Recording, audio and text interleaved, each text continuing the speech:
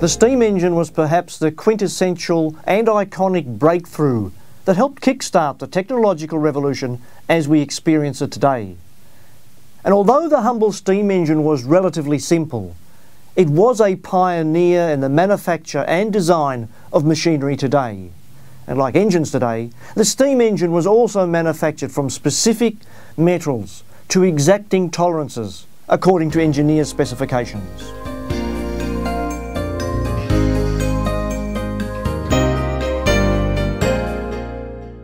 You and I both know that the ingenuity, even in a simple steam engine, is that it came into existence with remarkable expertise in engineering. It didn't just evolve into existence by itself. To suggest as much is just ludicrous. But did you know that's precisely what we ask to believe when it comes to our children's school education? It's called evolution and it's taught as fact. Our schools teach that life on Earth as we know it happened by itself, slowly in ascendant development over billions of years. Yet you and I rationally know that this engine, for example, is not the product of random, happenstance, accidental, unaided self-development over eons of time. It wasn't as if iron, bronze and alloy accidentally tumbled together. No, you know it took careful design and intentional engineering.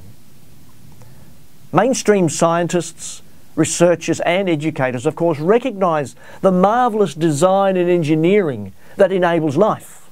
And many openly admit to a level of irreducible complexity that by its very nature points to an engineering intellect far superior to ours.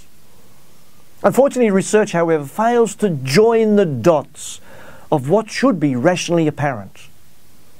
You know, everything that we see in the world around us, in the natural order in the universe, was carefully, intelligently and astonishingly made.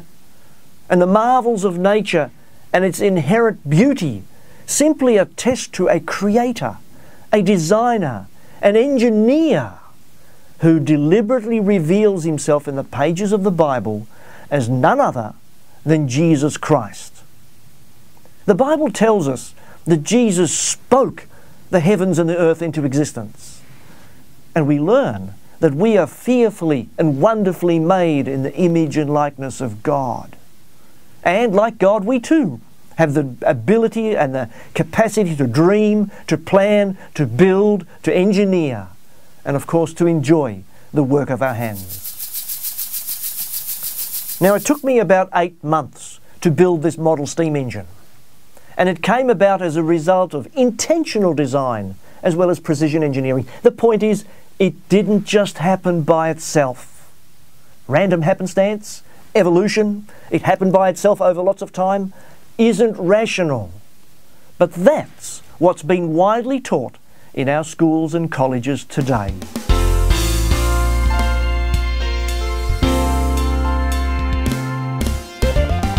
One of my atheist friends not so long ago explained the possibility of evolution happening this way.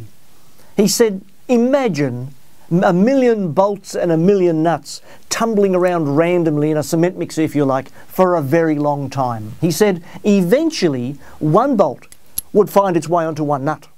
And he assured me of the mathematical probability that the spark of life could happen this way.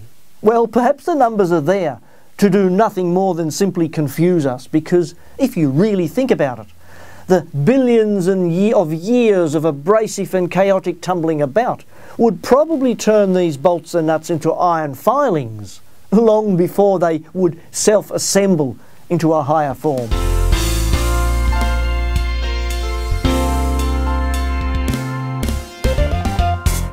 Look at the wonders in the world around you.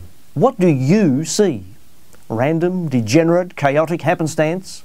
Or do you see symmetry, design and marvellous engineering? Ask yourself honestly, how did all this come about? You see, the problem that really exists is that to admit that there is a Creator God is to accept that we are not the most intelligent there is. To admit that there is a God is then to have our children ask about that God. And to admit there is a God is to find ourselves compelled to listen to what He says. Now, the steam engine that we use today is a simple analogy that helps illustrate that beauty, order, function and design can only come about by intentional creativity. In other words, if we look at the world around us, you cannot but come to the conclusion that there is an almighty, intelligent, awesome Creator God. And so from all of us here at Message Week, I'm John Classic. May we come to know that indeed the Word of God is the foundation of knowledge.